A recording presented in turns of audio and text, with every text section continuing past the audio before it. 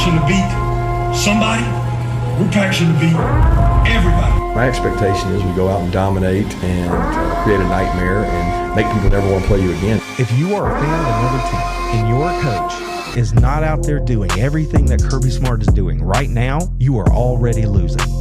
You feel how you want to feel about that. Nowhere to run and nowhere to hide for 4 quarters. They got to see us in our house for 4 quarters. They got to look us in the eye for 4. This is about us and our family and our house. This is about us. This is our mentality. We ain't backing down. We ain't running. Set a tone, send a message. This is our house. Physical toughness wins in football now. And if you in this room, you got it. And if you come in here, you better believe in it. Because this physical toughness, it's what makes the difference. Elite focus. That's all I'm doing to the guy across from me. I'm fixing to whip his ass.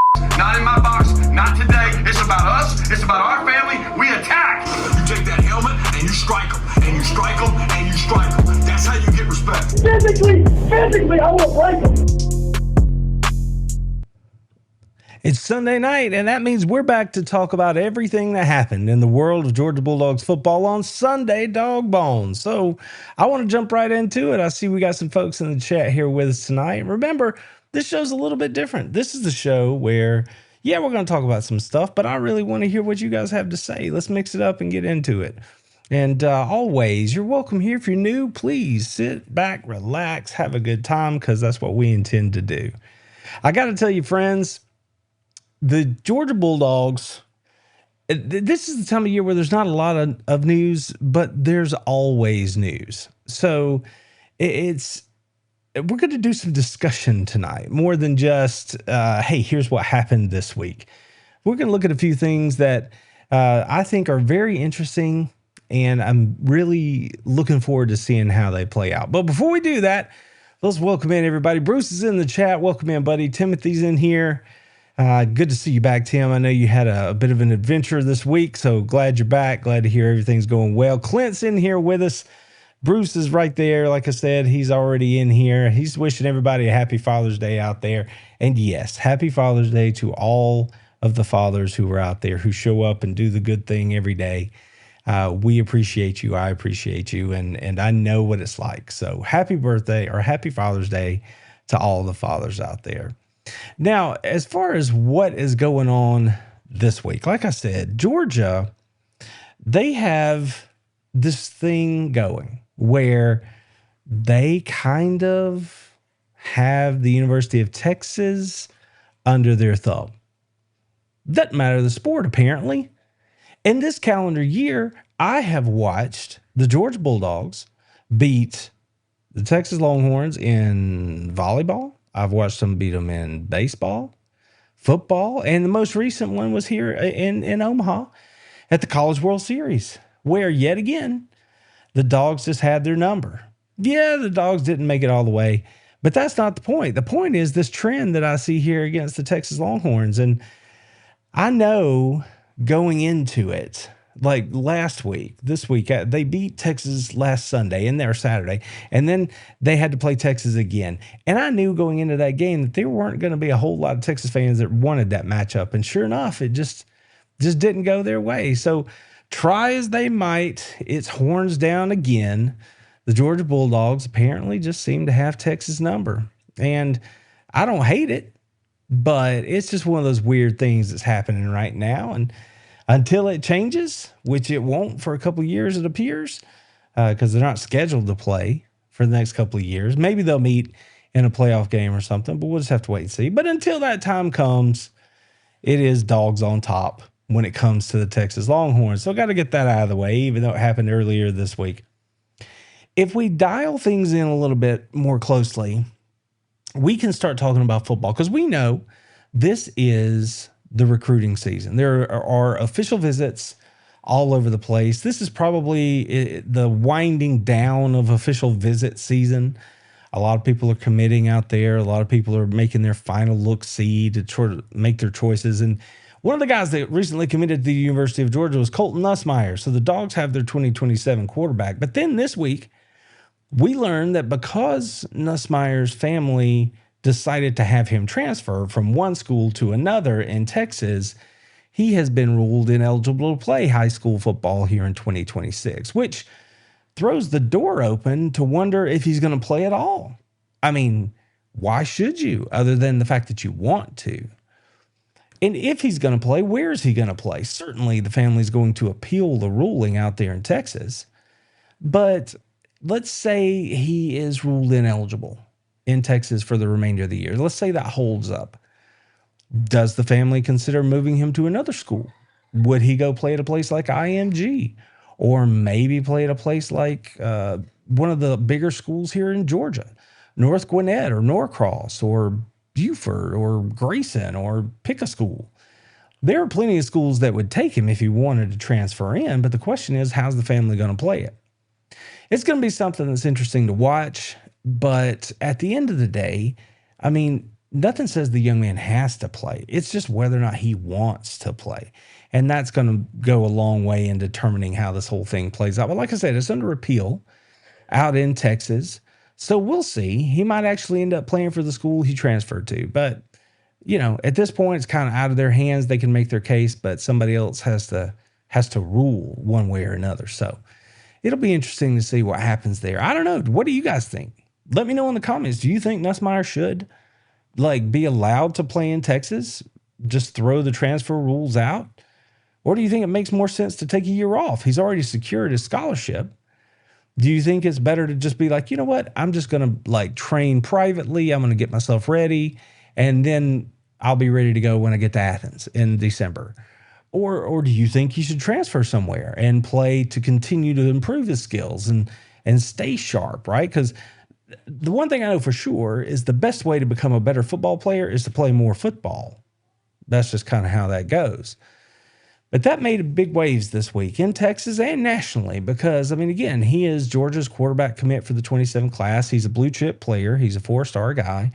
And he's the kind of player that any school would love to add to their roster. And, you know, it doesn't impact Georgia in any way. This move strictly impacts what's happening to him in high school.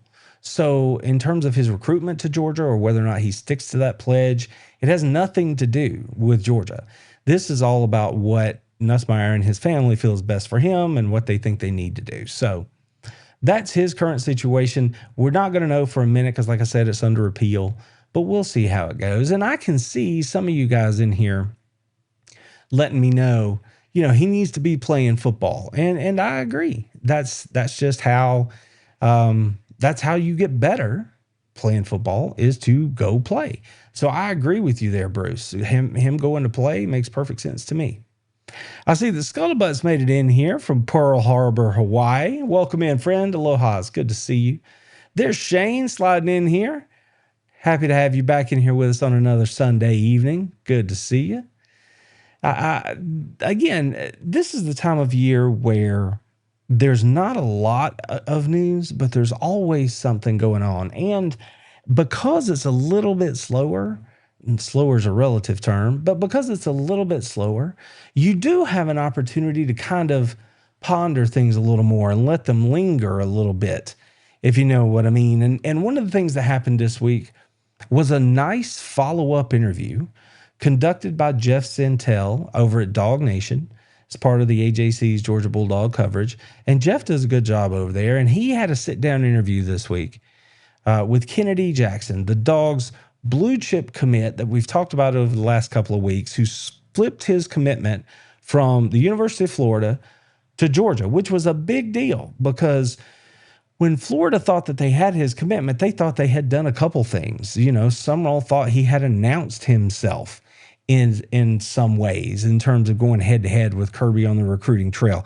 It was important because not only is the kid a blue chip player, but they kept him away from Georgia. So they were doing two things at once there. They were getting a really good player, and Georgia wasn't getting that player, and that was a good thing. And it carried a little weight because to hear people talk about this young man, they're pointing to him and saying he's the best tackle in the state in 2026. So for the 2027 class. So that's a big deal if you're Florida. And the young man even said as much. He said, I felt good at Florida. Yeah, my whole family were, you know, they're Bulldog people. But when I went to Florida, everything made sense and it felt really good.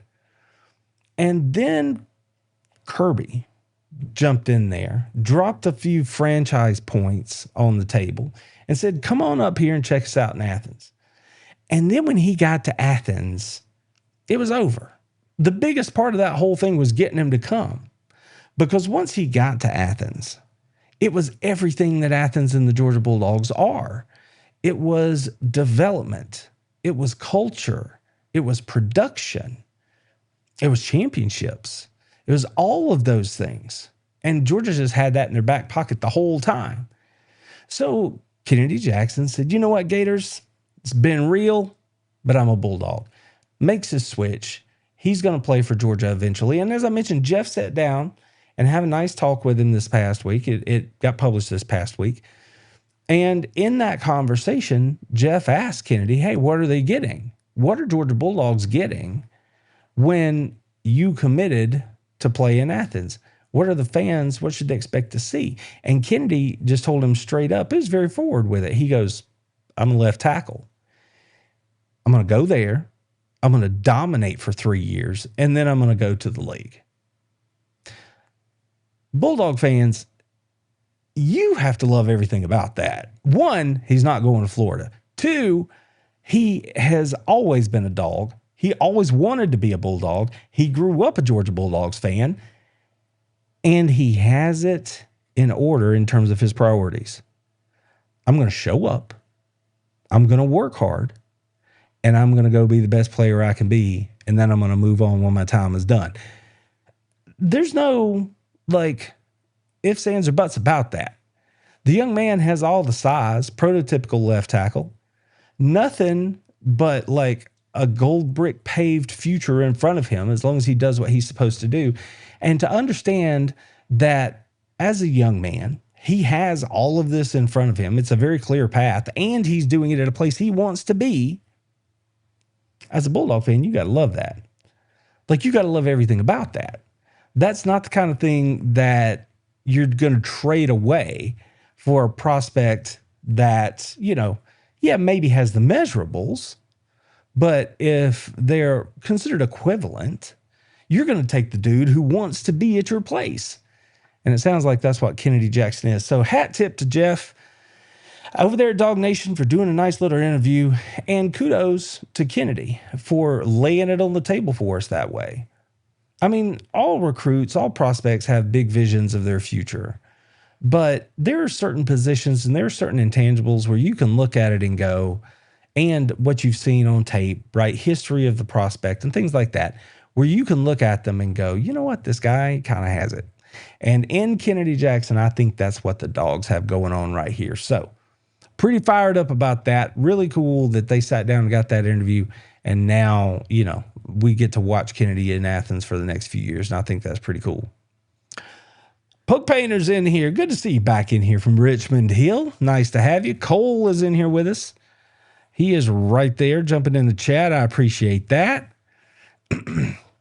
And you're right, Poke. I think these rankings will shift. I don't know that he's going to move up to a 5-star, but when the coaching community looks at a young man and says, that's the best player in the state at his position, I think you got to give that some weight. That carries a little bit of weight for me. I mean, I don't know. It's that tells me that, the national guys can rate them however they want to, but the fellas who watch them, week in and week out during the course of a season on tape, and then the coaches that analyze it and break them down and do their evaluations, and if they look at him and go, that guy right there, that's the best tackle in the state of Georgia in this cycle, the 2027 cycle, that's good enough for me. So I'm feeling good about Mr. Jackson choosing to become a Georgia Bulldog. I'll tell you something else I'm feeling really good about, and that's this Summer Insanity offer. Do you guys realize that here in the next few days, I'm going to be giving away 2 Georgia signed jerseys, but only if you were a member over on How About Them Dogs Plus. So jump on in, $3 for 3 months. You will not regret it, and you'll have a chance for those giveaways, plus more that are coming in July, plus all the behind-the-scenes insider stuff. Come on over. We'd love to have you. I'll tell you something else that I'd love to have, and that's Georgia Bulldogs football 365 days a year, and you get that on this channel.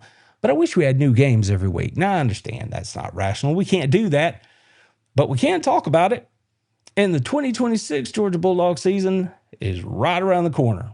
So this week, what I chose to do was not predict the games, not go ahead and jump out there and say, man, here's what Georgia's going to do. They're going to win these games. They're going to this bowl. They're going to win these awards. I didn't want to do any of that yet. That's coming. They'll get there. I usually like to wait until after media days to get into all that.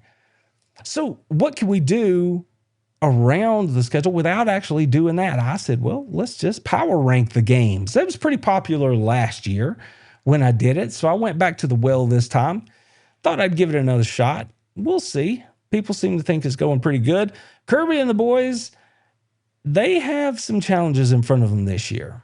And I think one way you could put that is if they're going to be successful, they are going to have to hold serve at home, but then they got to be road warriors. They got to get out there and handle their business away from the hedges, because if you look at their schedule, top to bottom, some of their toughest games are on the road, right? You got to go to Alabama. You got to go to Ole Miss.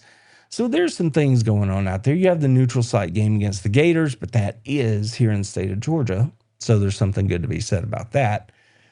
But when I looked at the season top to bottom, 1 through 12, I put them in an order of a power ranking, meaning which games are going to be the most difficult for Georgia to win.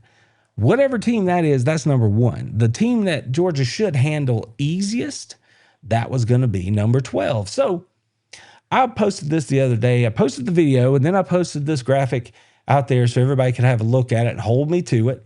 And, you know, we haven't gotten to media days yet. So this is just the best shot. You just have to kind of take your shot and see where you land. So if we start at the bottom, I went with Tennessee State, right? Georgia should handle Tennessee State. They should have them outclassed even to open the year. I don't even think there's a line on that game. So Georgia's going to handle Tennessee State. Then I went with Arkansas. I know they're an SEC squad, but I just think that Arkansas has got so much work to do, especially with a new head coach and having to find some playmakers out there. They're going to have a hard road to hoe. And I think that, you know, that one, Georgia, even though they have to travel, they should probably take care of business there. Now, moving right along, when I look at Western Kentucky, this is a game. This team's expected to compete for their conference title. This team has a quarterback that they believe in. This team has a head coach that's bringing them some stability. So they have playmakers. They have coaching continuity. They should be at the top of their league again. They have questions like everybody else, but they should compete in their conference. So that was enough for me to give them the edge over an SEC squad in Arkansas. Now, that doesn't mean that Arkansas is absolute dog water.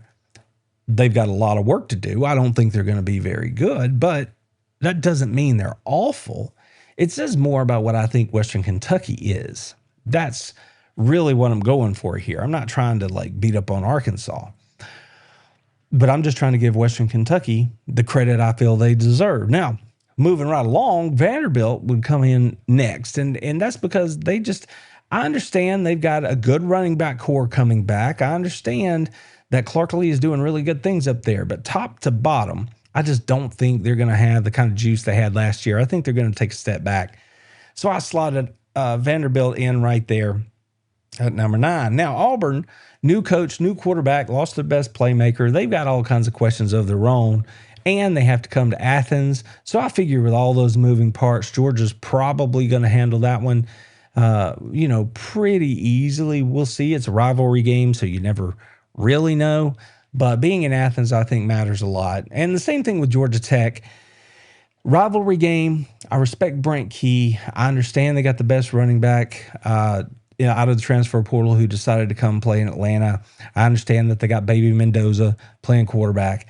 But again, top to bottom, all the moving pieces, I think Georgia Tech's still going to be right there in the middle of the pack, so to speak, and the Dogs get them at home. So I think that's going to have a lot to do with that one. Then we get into the top half, and you're looking at Missouri, a new quarterback, coaching continuity for sure, but I think the defense takes a step back.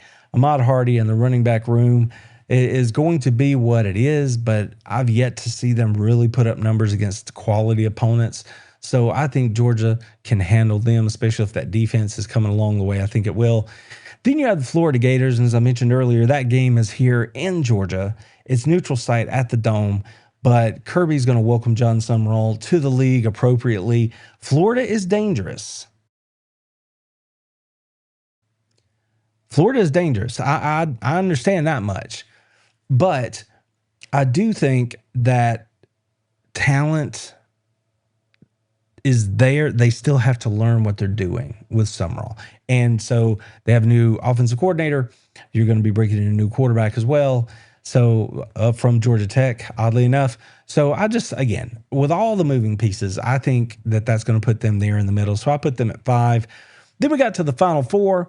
South Carolina, I think that's going to be a rock fight. I think that's going to be a tougher game than it should be. It always is. It feels like when we go to Columbia, save for the 21 season, or was it 22? Whatever year it was. But that's a game that I just always expect it to be difficult. I just do. It means a lot to the people of South Carolina. It means a lot to that program. And I just think that they're going to be up and give it their best shot. And they absolutely have playmakers, difference makers. The question is, do they have enough? Do they have the kind of depth that they need to compete with Georgia over the course of a full game? And obviously, all of these rankings are done based on a perfect world where everybody's healthy. So I just think that game's going to be challenging for Georgia as we come down to it. Oklahoma, I've talked about it a lot. I have a whole lot of respect for Oklahoma. I plugged them in at 3. I very, very easily could have put them at 2. The only reason I didn't put them at 2 is because Georgia does get Oklahoma in Athens. I think that matters here. Number 2, I have Alabama. I learned my lesson the last time Georgia had to go to Alabama. Bryant Denny is a difficult place to play. And yeah, Georgia could be, just right as rain when they get there. But that's far enough into the year where you never know. You might have some injury issues going on. And it is a very tough environment to play in. And we all know that Alabama is a very talented roster, even with the questions that they have. And they have several. But they also have a lot of things that we know they're going to be really good at. So I put Alabama at number 2, and then I put Ole Miss at number 1, just simply because of recent history. Kirby hasn't done well in Oxford. Trinidad Chambliss became the player he is against Georgia with a nuclear level performance in the Sugar Bowl. Georgia, they beat them in Athens when they were more healthy. They were less healthy in the Sugar Bowl, and it showed. And then you have that performance by Chambliss. And there's just a whole lot of hype, a whole lot of extra feel about this game. So if the Dogs are going to get that win, I think it's going to be really tough. And I think that's the one that I believed of all the games on the schedule, that would be the most challenging one. So there you have it. Those were my power rankings. As I said before, I really want to see yours. If you think I got it wrong, if you think we could do it differently somehow, please put it in the comments below and let me know, because I tried to sort of give you my places where I paused, right? Oklahoma, South Carolina, Florida, Oklahoma and Alabama, So there are things that certainly could be shifted around here a little bit. So I'd love to hear what you think. So drop them in the area if you want to. I think that would be cool. What's happening in the chat over here? Let's see. Looks like you guys are making a lot of hay since the last time I looked over this way. Looks like Antoine's in here with us. What's up, buddy? Good to see you. Welcome in. Happy Father's Day to you. Georgia Dogs is in here. Welcome in. And you guys just chatting around, shopping. Carol slipped in here. What's up, Carol? Good to see you this evening. How are you doing? Yeah. You got that. The bad taste against Alabama and Ole Miss, and Georgia has a challenging schedule. No two ways about it. Georgia has a challenging schedule, and it's going to be a fun one to watch them navigate. I do believe that. I feel like this is going to be a lot of fun this season because, and there are some things that I've sort of talked about, but I haven't really dived into yet. But there are a lot of reasons that I think Georgia is going to be an entertaining group to watch this year. And I think that because of the caliber of schedule that they do play now, especially with the 9-game schedule, we're going to have more good games to watch. I just think that it's going to be a whole lot of fun to watch Georgia play football this year. So looking forward to it.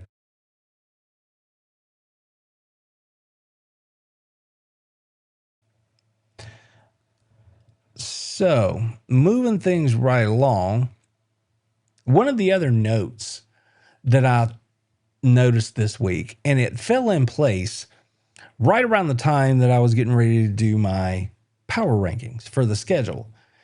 And that was that, yeah, we all know that the Dogs are SEC champions. For the third time in 4 seasons, Kirby Smart and the boys went out and got it done in Atlanta back in December. Absolutely dominated the Alabama Crimson Tide and walked out of there lifting the trophy for the second consecutive year to make it back-to-back SEC titles. And as I mentioned, 3 out of the last 4. So there's a whole lot of talk out there about whether or not we're going to get to keep playing the SEC championship game. Now, y'all know how I feel. I think that if we can play it, we absolutely should. It is different. It is a marquee event in a marquee conference. But there's a chance that that game might go away. And I think by this point, we all kind of understand why that's the case. Like, the calendar for college football is so messed up right now that by the time we crown a champion for this upcoming season, it's going to be damn near February. And I don't think any of us are real comfortable with that. And as they try to move this thing and adjust it moving forward, there's a very real chance that we're going to lose this championship game, which again, I absolutely love. But I also understand that if we're going to get it right for the whole of college football, that might be necessary. And if the television broadcast groups pony up the right amount of cash to make up for what they would lose by not playing this game, you can rest assured that this game will go away. Because the coaches understand that, yes, it's prestigious. Yes, they want to go win it. But they also are now playing in a world where you have to go play these extra games in the college football playoff. And culture, rhythm, health, all that matters once you get to the end of the year. Who's playing their best football? Plus, again, the injury factor there of playing in that game matters. And the coaches are like, well, if we can make the same amount of money and we don't have to play that game and we don't put ourselves at risk and we can kind of keep the schedule motoring right along the way we want to, I can kind of get on board. And I think that's where we're going. It's just, how long is it going to take us to get there? So we don't know if there's going to be an SEC championship game beyond this year. It could be, but we don't know. And Georgia, one of the notes that jumped out to me this week as I was looking at the power rankings and thinking, well, which games could Georgia win? How difficult is it going to be if they win this many or that many? Would that put them back in Atlanta? And it was right about that point where I saw that note that reminded me that the University of Georgia, and if you're not a Dogs fan, you probably don't like this part, has now been to the SEC championship game in 5 consecutive years, 21, 22, 23, 24, and 25. And as I mentioned a moment ago, Georgia has won 3 out of the last 4 SEC championships, including back-to-back. So if you are a Bulldog, you're like, we run this thing right now. And that's a fact. I mean, a lot of people want to get all up in their feels about that, and they want to start going back years and years and years. But y'all know how I get down on this channel. It's a what have you done for me lately kind of world. So I look at it in terms of the last 5 seasons. That's not a new number. I use that all the time. Sometimes I don't even give you that much leeway. I say 3 to 5 seasons. That's how you decide what is current, what matters, what's actionable, what actually carries weight. And when you look at that window, Georgia's running the SEC. And they will until somebody else wins the thing. So that's not up for debate. But the question becomes, if this is the last time that they're going to play the SEC championship game, if Georgia's in the game, That would be a new record, a new high watermark, because no team has ever gone and represented their side of the league back when we were split into divisions, or in consecutive years now that we don't have divisions, but you still got to play your way in, which is even more difficult, than Kirby Smart and the Georgia Bulldogs. 6 consecutive times would be a new mark for the league. That's impressive. Even the biggest haters out there would have to go, it's pretty good.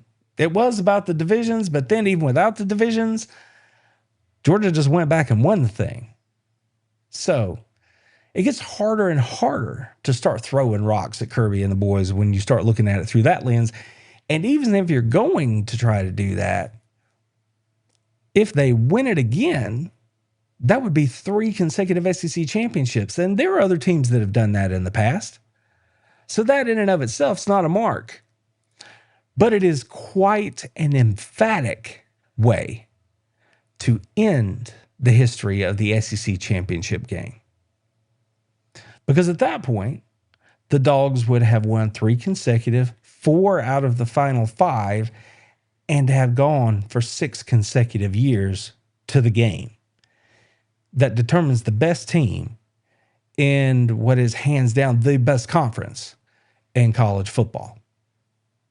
That carries a little weight in my book. So, is it going to go down that way? I don't know, but it might.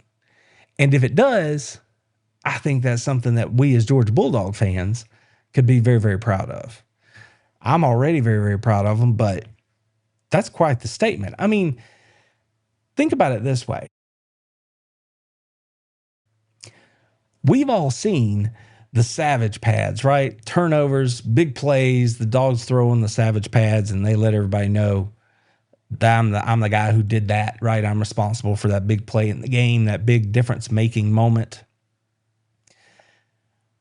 Think about it from a conference level or from a program level. Would there be a more savage way to state that the conference belongs to you than to do what I just laid out for you? Winning 4 of the last 5, winning the final 3 in a row, and going to the game in 6 consecutive years. It's pretty sweet. Go Dogs, right? We can all get on board for that one. So if you will, drop that in the comments too. Give me a go Dogs if you think that's pretty awesome, because I think it's pretty awesome. I think that's pretty good. So what's happening over here in the chat? Y'all bear with me, man.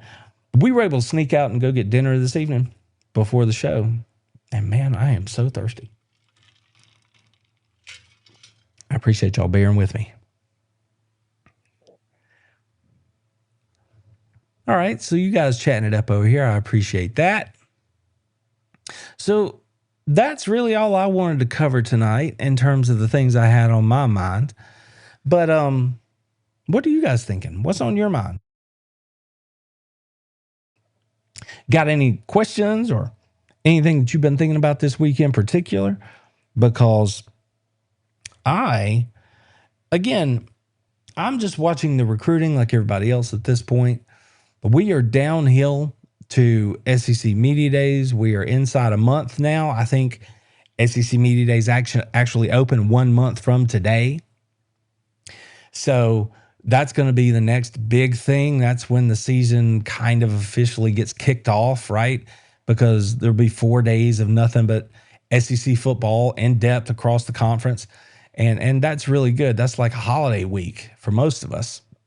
So we're looking forward to that. But between now and then, it's really just recruiting and all of the lists and things like I threw out there, that we can talk about. That's really what we've got going on right now. But that's why I'm saying I'd love to hear it if you guys got anything that you would want to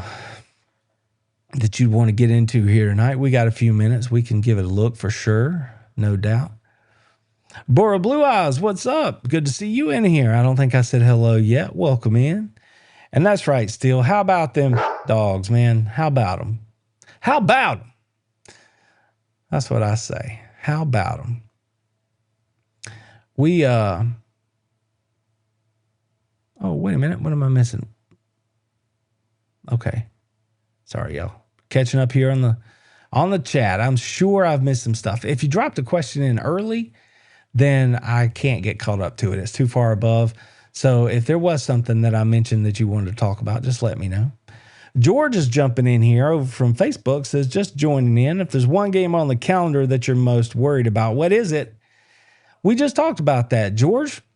We talked about it when we went through the, I'll drop it in here for you so you can see it, where I dropped in my power rankings for this season, because I have the Ole Miss game as being the most difficult game for Georgia to win.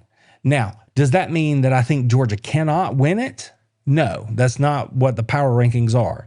It's just when I factor in all the things that are going on, which games do I think would be the most challenging to get that accomplished? And I put Ole Miss right there at the top. And if you look, I have Alabama at 2 and Oklahoma at 3, and I very, very easily could have flip-flopped Oklahoma and Alabama. I could have had Alabama at 3 pretty easy. I don't think I would have put Alabama any lower than that, because we have to go to Carolina and we have to go to Bryant-Denny over in Tuscaloosa. So that's kind of a wash, but I would give the edge to Alabama there.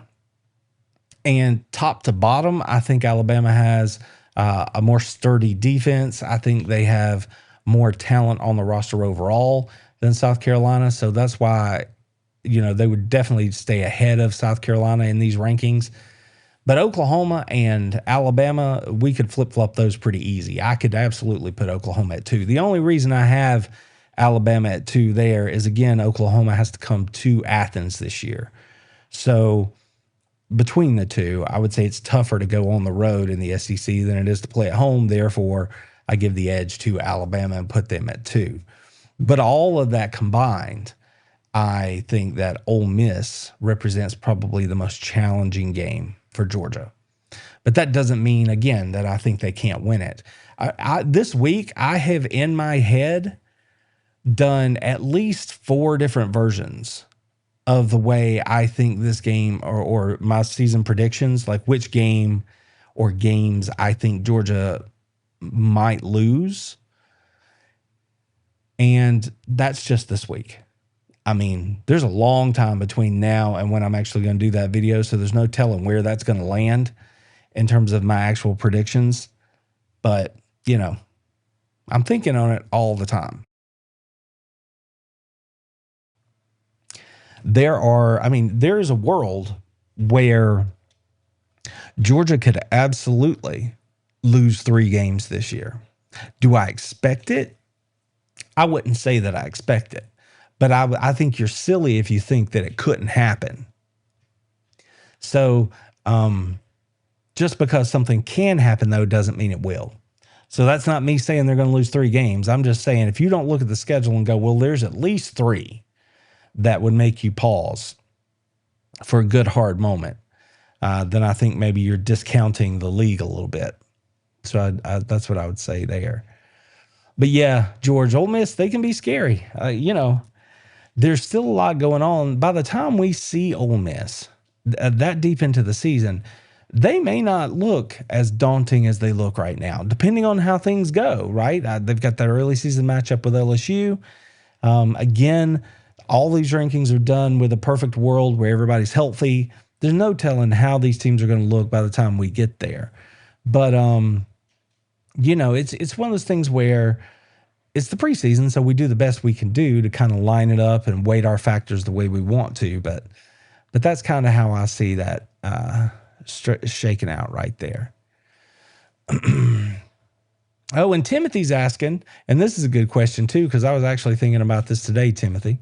Y'all hang in here with me for a second. Let me switch. What's up, puppy? Let me switch this over. So Timothy is asking if we are, let me get to it here. Timothy's asking if we're going to do the SEC show this year. And he's referring to the SEC Powers Hour, which is a lot of fun. that's where my brother Joe comes on, and we essentially just hang out together and talk about SEC games. We pick the SEC slate each week. We keep a loosely running tally of wins and losses over the course of the year, and we compete for some championship gear. And it's been a lot of fun the last couple of years to be able to do that show. And the answer for you, Timothy, is I don't know. And that's for a few reasons, honestly. There are scheduling things that would have to be ironed out as I sit here now. Joe is going to be really busy come the fall, and that's for a couple of different reasons. So I don't know if Joe could commit to it. I don't know if it's a show I would want to do by myself. And the whole idea behind that show was to just have a good time with my brother. But we could shift it a little bit. And if Joe couldn't do it and I could find another partner, then maybe I would still consider doing it. I don't know if I would want to do another show where it's just me. So there are a few things that have to be worked out there, Timothy. I just don't know the answer. Maybe we'll be able to do the SEC Powers Hour this year, but we'll just have to see. I mean, you guys let me know. Like, A, do you still have an interest in an SEC show? That'd be the first thing. B, do you want me to do it without Joe? That'd be the second thing. And if so, do you think having another partner come in and help me do the show would be cool? Would you be open to that? So there's a lot that you guys get to weigh in on here. Put it in the comments. Don't put it in the chat. Put it in the comments below the video, because the chat may disappear. But if you put it in the comments, then I'll see it for sure. And that way I'll know. You guys get to weigh in and vote. Should we do an SEC Powers Hour this year? Excuse me. I hope so. I mean, I would like to, but that's just on Joe's side of the equation. I actually still have stuff there. I've got stuff I'm going to have to balance here too. So I can't say for sure whether we'll be able to, but maybe we will. And the best way to keep up with all that is to just make sure you're subscribed, right? Make sure that you have the notifications turned on, because I'll post about all this stuff when we get clarity on what we're going to be able to do this year. So thanks for that, Timothy. It's funny that you should ask, because like I said, that's when I had actually been thinking about this week. Good night, Shane. Have a good one, buddy. Let's see. Who's the next Zachariah Branch? Well, George, I'll tell you, I don't know that there is a Zachariah Branch on this team. I would bet that there's not. And what do I mean? What I mean is Branch had elite acceleration, shiftiness in small spaces. He had a particular way about him in the broken field. And if you look at the roster right now, I don't know that there's anybody who has that same set of skills. There are very, very talented players, but they're not that. That's what made him so unique. That's why his route tree worked the way it worked last year. The whole idea was to just put the ball in his hands and then let him go make a play for you. Period. So people can complain all they want about bubble screens or any of those variations of that Georgia used last year to put the ball in the hands of their best playmaker.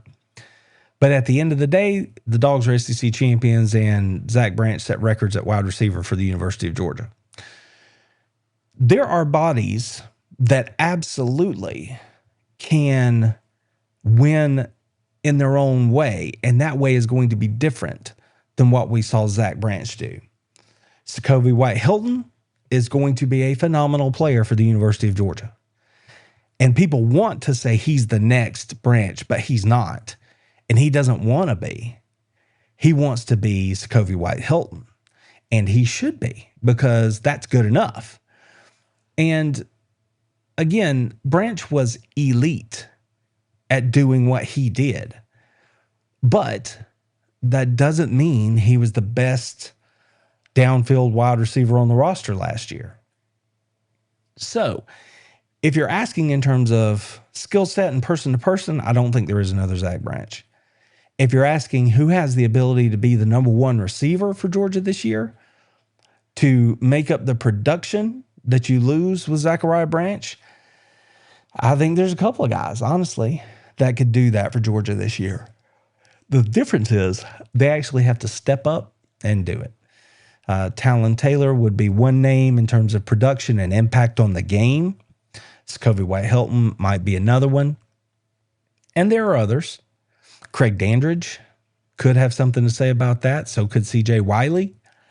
So there are players out there. But I guess it depends on how you are thinking about that question. But I appreciate it, George. I hope that helps. I hope that provided some clarity there. Let's see. Ooh, this is a good question. Y'all bear with me. So Borough Blue Eyes asks, is a quicker defensive line the best way to contain an elusive quarterback like Chambliss?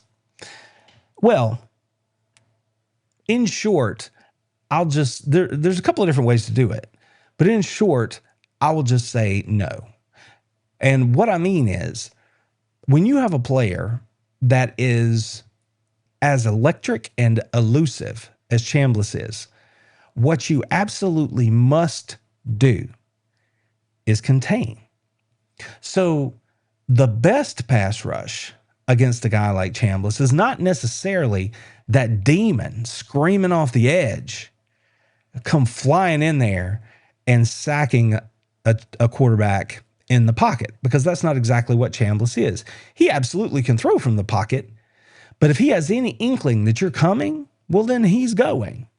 And now you have a problem. So the best way to get after Chambliss is for everyone to put him in a cage, which means that your edge rushers must contain the outside edge. You rush to the deepest shoulder always. You don't let them spin out and escape, which is exactly what happened late in the game in the Sugar Bowl. The Dogs get a free runner with a cat blitz, a corner blitz, and Everett doesn't take that deepest shoulder. And even though it was a backyard play that his coaches were screaming, oh no, oh no, oh no, Chambliss was athlete enough to run backwards, buy himself enough time, and escape that pocket because Everett did not contain. And that's very hard to do. So if you have a pass rush coming from your standard, think of it 4-man, 5-man rush. If you've got that kind of pass rush coming in on a guy like Chambliss, you must put him in a cage, meaning you must contain those outer edges, force him to move up through the pocket, and hopefully you've got an interior push there from a guy like Elijah Griffin or Xavier McLeod or Jordan Hall or someone like that who's going to crush the middle of that pocket, and now a guy like Chambliss has nowhere to go. That is how you effectively pass rush Chambliss. If you just come flying off an edge, or if you get a free runner up the middle, then that is almost as dangerous as it is good. Because if he just flushes out and escapes your net, now he can do what he did, in the Sugar Bowl, and that can really hurt Georgia. You saw it play out. That's what it looks like. So it's a bit of a mush rush, right? You have to contain them, put them in a cage. That doesn't mean that you're going to have high sack numbers, but you have to ask yourself, what is the difference?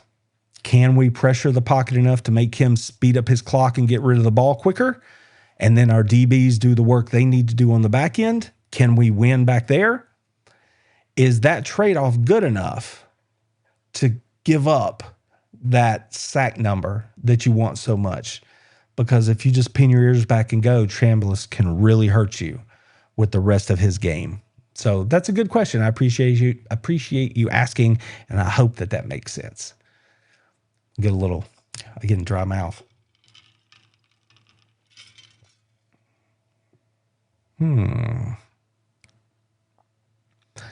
Bruce says he's unfamiliar with the SEC Powers Hour. Well, Bruce, it's a good time. It's a good time. We occasionally we have a little something to drink. We do a whole lot of laughing. We don't take none of it too seriously. And Joe takes it even less seriously than I do, but we have a good time with it. It's been a good time in the past. That's for sure. Let's see. What else is going on over here? Make sure I'm not missing anything. Do I think our wide receivers will step up? Yes, Clint, I do. I think that, and again, Clint, I don't want to assume anything. So if you haven't seen them, there are videos on all this stuff. So if you go back to the 2026 Georgia Bulldogs playlist, you can find the in-depth versions of everything I'm about to say. But I do think that the wide receivers are going to step up. My big thing is just because the country as a whole doesn't know who these guys are doesn't mean they aren't good football players. And it doesn't mean that Georgia and the coaching staff at Georgia doesn't believe in them and think that they have everything they need to go win again here in 2026. They absolutely think that they have everything they need. It's just that you, me, and everybody else don't really know them because we haven't seen them day after day on Saturdays, right? But they are absolutely capable. They're talented. They are now not absolute true freshmen. One of them that is going to contribute this year, and Craig Dandridge is, and another one who's going to line up at wide receiver a lot, Caden Prothro. He's a true freshman.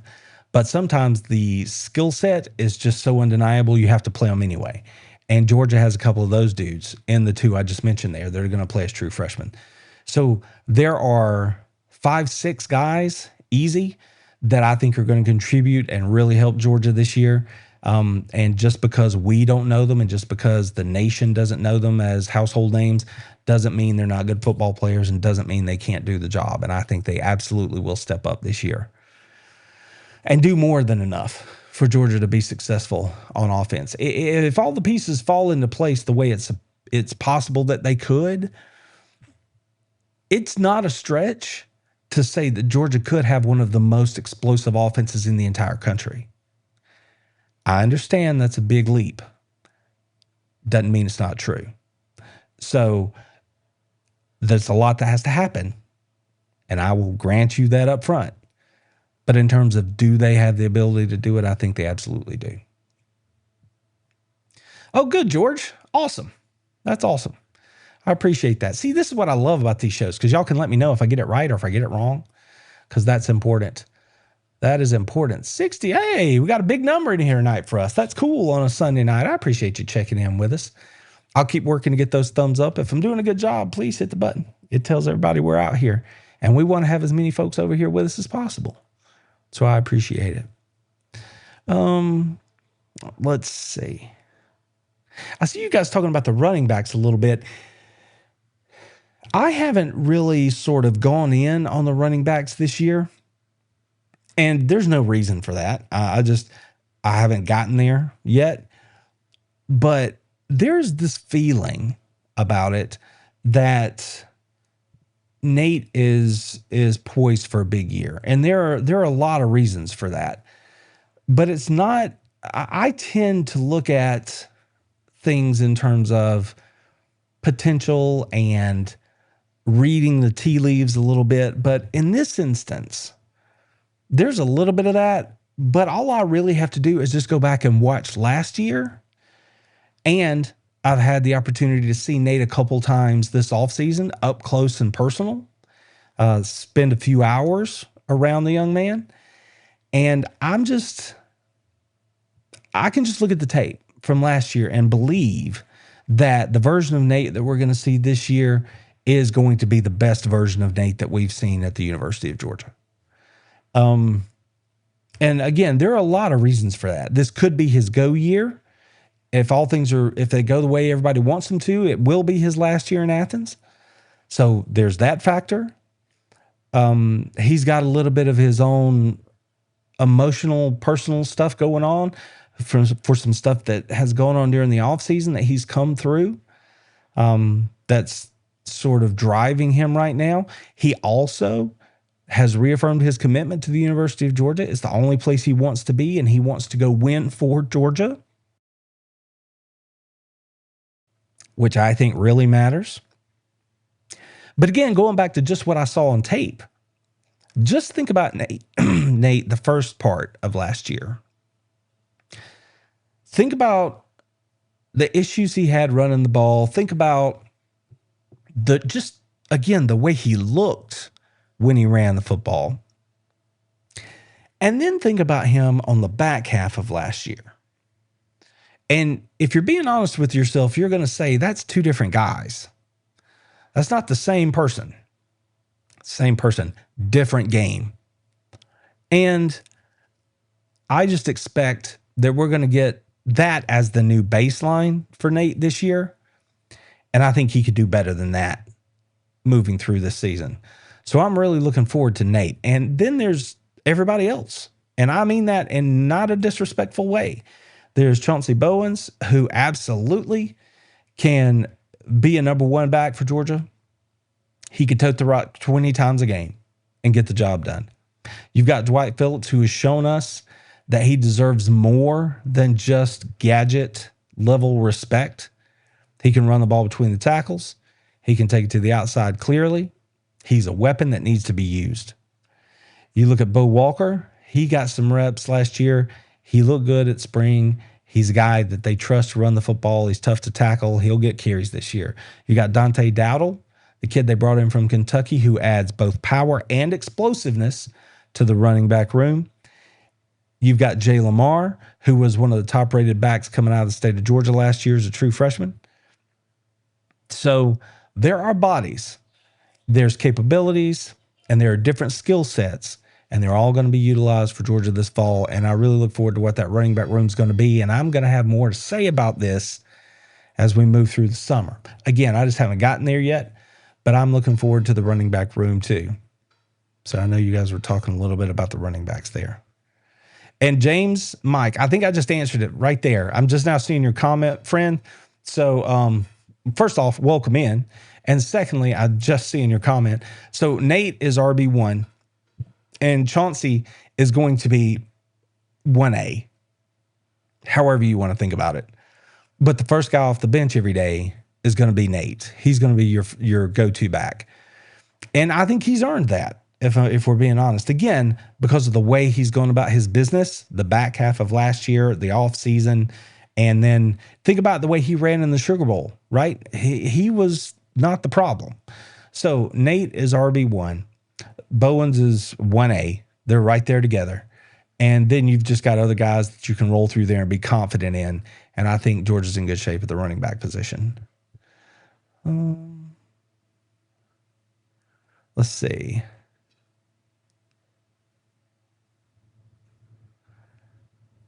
Explosiveness. I see, Clance, I think you mean explosiveness there from the offense. Yeah, I'm with you. I'm looking forward to it also. Jeremy's coming off the top rope with a nice question here. Let's see. What do we think about the trap game? I have a feeling in my gut that the dogs get caught sleeping.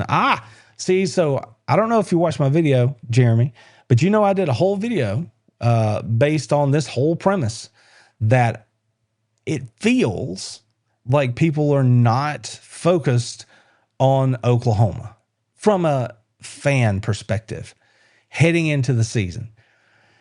And that's obvious. I talked about it earlier. I think that it's very, very easy for everybody to look at Mississippi or Alabama, those road games that are out there, and be like, that's where they got to focus. Meanwhile, right there in the first month of the year, you've got Oklahoma sitting there, and they are absolutely talented enough to beat the Georgia Bulldogs. So I'm kind of with you, Jeremy. I think that people are like, it's like they know Oklahoma's good, but like they just don't have a good feel for them yet.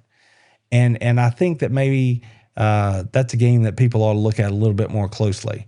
So in terms of a trap game, that one is right up there. And I'm going to throw this back on the screen here for just a second, just so we don't skip over anything.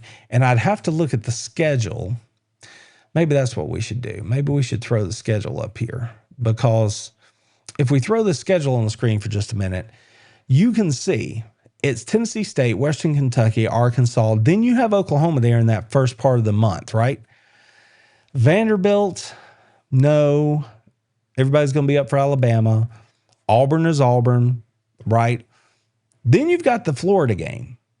Now that one, it's Florida. So for me, always a top priority. I can't really see Georgia overlooking Florida to look ahead to Ole Miss. I just can't see that happening. Maybe you feel differently and you would want to argue that game. Maybe. Clearly Ole Miss isn't sneaking up on anybody. Georgia Tech ends the year. They're not sneaking up on anybody. The game at Columbia is difficult. We talked about that. It's hard to see that one sneaking up on anybody. You might be able to argue the Missouri game could be a trap game for Georgia, just simply because you've got two big ones on the road and you got that one stuck right there in the middle. And that, poses a little bit of a challenge. But again, that's the kind of thing, these trap games, these games where you sleep on somebody, that Georgia teams do not do under Kirby Smart. So I would say I would not expect that to be the case there as a trap game. But the Oklahoma game, not a trap game, but just a very challenging game. So if I'm pointing to a trap game, to your point specifically, Jeremy, maybe Missouri, maybe, but that's not something that I'm saying with my whole chest, because I just don't believe that Kirby's going to let that happen. But I mean, if it were going to happen, I think that might be the place it would happen. Would be after Ole Miss, you go on the road, win or lose, that's a big game. Then you come back home, you got to get up for Ole Miss before you have to go on the road to play Carolina, which is going to be a rock fight. So that Missouri game, Missouri is going to be good. The question is just how good? Are they middle of the pack or better, right? So that's one, Jeremy, I'd probably point to, would be Missouri. Wait a doggone minute right here. What is this? El Capitan Rafuco. Thank you for the super chat, friend. That is awesome. $4.99 off the top rope. He says, what's up, fellas? Captain Rafuco in the building. Great show. I have a question. Who's going to be the defense or offense X factor? Okay. Man, oh man, there's so many options right here to choose from. So I'm going to go. Well, there's a couple of different ways I could go on offense.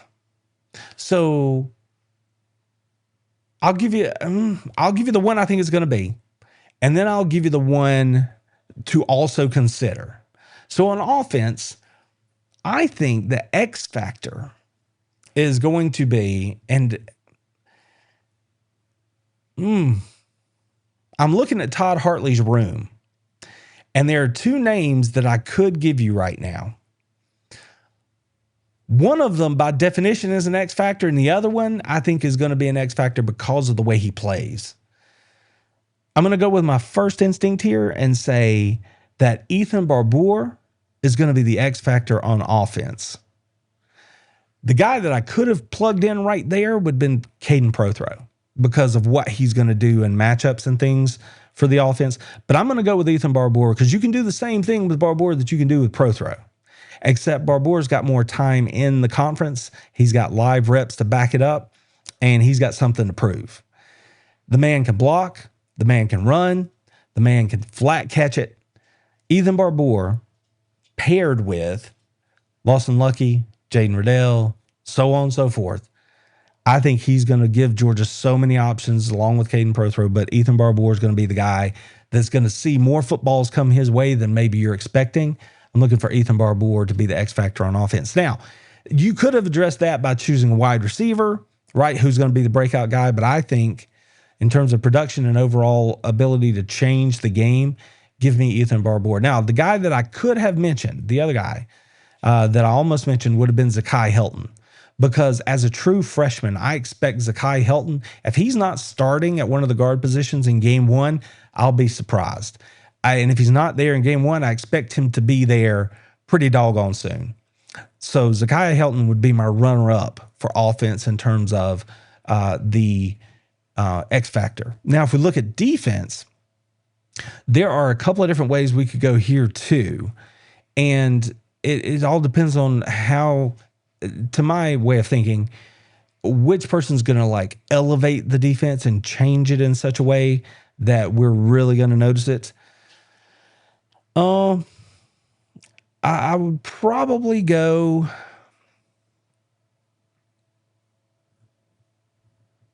I'm going to go with Khalil Barnes on the back end. And I think what we're going to see there is Barnes is going to start. He may end up starting at nickel or at that second safety. But either way, I think he's a guy that's going to really, really sort of button things up on the back end for Georgia, give them more ability to switch up looks and disguise things because of his veteran presence and his experience back there. And his athleticism is going to allow Georgia to do a lot of things back there as well. I think it's going to sort of unlock that secondary for Georgia and give them an opportunity to really do some fun things in disguising coverages and that sort of thing. So I'm going to say the X factor is Khalil Barnes, just simply, again, because of the overall impact that I think his presence on the field is going to have. If I were picking an immediate player that's going to make a difference, I probably, like somewhere else on the defense, I probably would go with maybe Zayden Walker. But y'all know I love me some Zayden Walker, and I didn't want to kind of go back to that well again. So Khalil Barnes is my X factor on defense. So thank you for the super chat, man. I appreciate that. $4.99. Really do appreciate it. Thank you so much for doing that. I hope that was a good answer for you. Let's see. All right, Steele, stand by. Let's see. Oh, wait a minute. Let's see. Which one? Do I have the right one? Here you go, buddy. This is for Steele. Auburn sucks. There you go, friend. There it is. There it is. And here's the other one. I see that Clint jumped in on that too. I don't care for Auburn. There you go, fellas. Let's see. Yeah, Jeremy, that game in South Carolina, that could be if they put it at night. I don't think they will. They gave us the schedule. I don't have it right handy. I don't think that could flex into a night game, but maybe I was wrong right there. Oh, wait a minute. Here it was. Still, I didn't even see it, man. But thank you for the super chat. Bulldogs! He says, play the Auburn sucks thing for my coworker. Well, you know what? There's no rule that says we can't do it again. Auburn sucks. There you go, buddy. That's awesome. Oh, that's a good time right there. See, y'all are doing YouTube the right way. That's what I'll say about that. Y'all are doing it the right way. And Bruce is right. Lines of scrimmage, that's where it's won in this conference. I think we all know that. Lines of scrimmage are where it's at. Let's see. Oh, Jeremy's coming up with another good question here. He asks, with a few of the quarterbacks headed to Athens in a couple of years, do you see anyone currently on campus to transfer? And Jeremy, I've talked about this before, so you probably have heard me say that however this thing plays out over the course of the season, meaning fall camp, they're still battling for that number 2 position, right? You've still got Montgomery, you've still got Puglisi. And of course, I think the fan favorite for the most part is going to be Puglisi there, but we'll see how they play. I think Ryan Montgomery's absolutely in that competition for the number 2 quarterback position. We'll see. But then you've also got Hezekiah Millender there. You already have the Beaver kid who just transferred in. You've got Colton Nussmeier, who's committed for this class, who's coming in. You got Jaden Wade. So I think everybody can kind of see here between Puglisi and Montgomery specifically, the person who loses that job, who is not the backup quarterback, I think that person has the highest likelihood of taking a turn in the portal. In fact, this past offseason, just reading the tea leaves and sticking my finger in the air, gauging the wind, I had a little bit of a pause where I thought Ryan Montgomery might be about to transfer to like Indiana. And again, whoever wins that job, I think is going to be the guy, right? That you would expect that to be the next guy. But whoever doesn't, as a quarterback specifically, you got to go play somewhere. And it doesn't matter where. You just got to go play. So I think whoever doesn't win out there is probably the first guy I would look at in terms of a portal move. Everybody else comes to Georgia, or at least they say they come to Georgia to put their time in, to learn an offensive system that is a professional offensive system, learn how to do the kind of things you have to do in that system. And so they are getting better at their craft by being in Athens. Just look at Hezekiah Millender if you need any like proof of that on this roster currently. But will they be willing to sit if they know they've lost a head-to-head battle with a person who is kind of right there with them in terms of age? I don't know. So I would say whoever loses that battle might be the person who chooses to transfer out. See, now this makes it all worth it. Steele says they're pissed off, and that makes him happy. Glad I can help you out, friend. Glad I can help you out.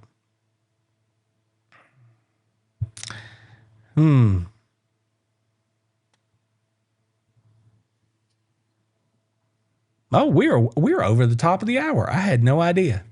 It snuck up on me. I got to reading all these things and answering all these questions. Y'all know I get talking and, I bump. I enjoy it though. That's why we do these shows, right? Is so we can get in here and answer some questions and get some takes on some stuff. But yeah, the Auburn drop, I will always do. That's good stuff. I actually have a couple more I haven't put on the board yet that I need to get busy doing that, but we'll see about it. All right, everybody. I think well over an hour is a pretty good run on a Sunday night. You guys make it fun. You guys make it worth it. I had a good day today. I hope you did as well. All the fathers out there, again, happy Father's Day to you, because, just like everybody else, it's good to take time, slow down, and recognize what you got going on and be happy about it. And that's what I did today. I hope you've had an opportunity to do the same. Keep your eyes peeled. We'll be back here. If you don't see me before then, you'll see me on Wednesday back here for the broadcast. And I had to jump out the other night real quick because I had a technical thing going on that alerted that I had to address. So I was actually just happy to get through the show. So I'm happy that I was able to solve that problem and get back here tonight without issues, which is great. But in case it felt like I ran out the door the other night, that's because I had to. It was one of those situations where I had to deal with what was happening here in front of me. So hope y'all won't hold that against me. But I will tell you again that any and everything that we do, everything we do starts on the YouTube channel here, but any and everything else that we do lives over on Plus. So if you want the full experience of what this is, and more acutely, if you want an opportunity to go win one of 2 University of Georgia signed jerseys that I'm going to be giving away here at the end of the month, then you need to come on over to Plus. And remember, $3 for 3 months, you cannot beat it. And I don't know that I'm going to do that again, so you better take advantage if you're interested while you can, because that's going to be going away. But you got to be a member over there to be entered for any of those drawings. And like I said, we're going to be knocking out the jerseys here in just a few days. And then next month, I've got the giveaway from our good friends at Peach Jack Apparel. I've got 4 custom hats that I'm going to be giving away next month that you can be entered for. So I hope that you'll consider coming on over there and taking your shot at winning one of those cool items. And more good stuff to come. That's what I can promise you there. You guys take care of yourselves, your friends, your families. Take care of each other. I hope to see you back here on Wednesday night. Check us out on all the socials. You can hit me up anytime over there on any of the socials, and I'll get back with you as soon as I can. Y'all take care of yourselves. Go Dogs!